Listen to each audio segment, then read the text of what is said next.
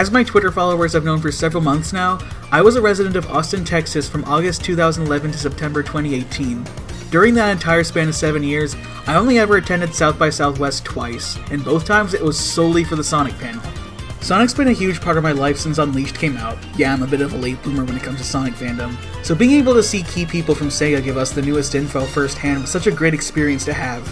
They're doing it for the 4th time in a row tomorrow, presumably to give us news on that godforsaken Sonic movie, and with any luck we'll get to hear the full version of that Big the Cat song. Everyone loves me, except for most people. Now that I live in Indiana, I unfortunately won't be able to attend this year, but I want to reflect on the great memories that the previous panels left me. Let's start with the first one back in 2016. Despite living in the area, I didn't get to go to this one because my mom and sister were sick at the time, so I was basically stranded at home. I watched the stream, and as expected, there wasn't a lot of news. It was mostly Aaron Weber going down the history of the franchise. In 2006, on November 16th, Sega released... Well, I know he ain't talking about 06. That came out on my 9th birthday, November 14th, 2006. Sonic Rivals! Knew it. The only real news in this panel was for the 25th anniversary party at Comic-Con in July of that year, where we got the reveal of Mania along with the first teaser for Forces. Also, Charming the Bee was pissed that he wasn't in Mania, so he decided to buzz up the stream, as I'm sure we all remember.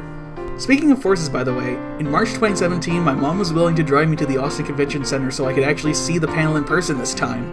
I remember while waiting, I saw Matt, the former owner of Tails Channel, sitting in the hall talking to his friends. I wanted to say hi, but unfortunately, I never got the chance. I told him about this once, and even he said I should have said hi. Unless he ever comes to Indy for anything, I'll unfortunately never get that chance again.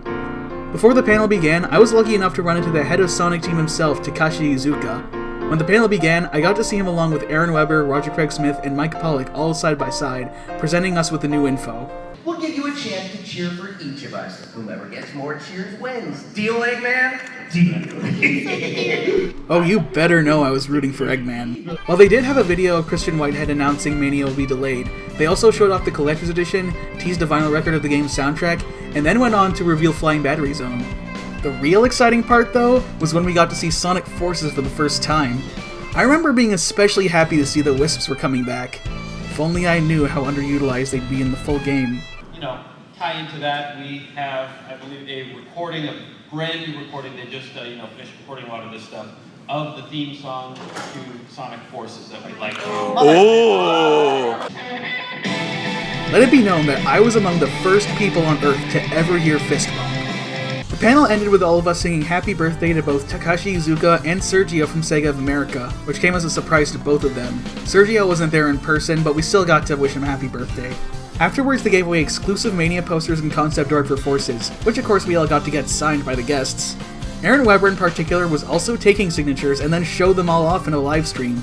There it is, my full first and last name on a piece of paper owned by Big the Cat's #1 fan. This event was legit one of the happiest times of my life, and getting to be there in person only made it even more magical. In 2018, I was already pumped to be able to go there a second time in a row. The last panel was so great, I didn't think they could top it, but oh boy did I have no idea what they had in store.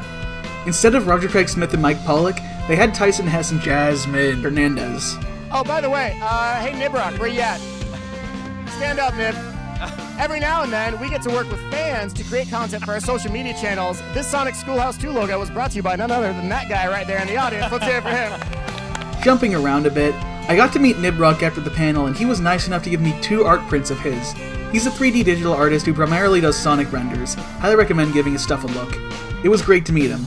On the topic of real announcements, they announced not only a physical release of Sonic Mania, but also new content, adding Encore mode and 2 new characters. I knew who Mighty the Armadillo was, but I don't think I ever heard of Ray the Flying Squirrel before this announcement. Well, the joke's on me, because Ray is now my favorite character to play as in Mania, and is even my second favorite Sonic character of all time. Topped only by Eggman, of course. Sonic Mania is legit my favorite game ever made. I've never experienced anything to give me such consistently amazing bliss as Mania, so getting new content on top of it was only going to make me even happier. And that much wasn't enough. They went on to announce Sonic Mania Adventures, a new mini-series from the team who gave us the incredible opening movie from the game. They also went over the IDW comics a little bit, and even though I honestly never touched any of the Sonic comics, the character designs and artwork they showed off look nice. To end the panel was a short Q&A followed by a teaser for Team Sonic Racing. Since Mighty and Ray are coming back, does that mean we're gonna see Super Mighty and Ray? Go ahead and guess how happy I was when I first saw this screen. Again, it is really disappointing that I won't be able to continue this streak and attend the 2019 panel, but the memories I had from the two that I did get to go to will always be treasured. Everybody I met at these panels were the frickin' best. I'm more than looking forward to seeing the stream this year, and while I don't get to be there in person again, getting to attend it all was still more than I ever would have hoped for, and I'm eternally thankful for that alone.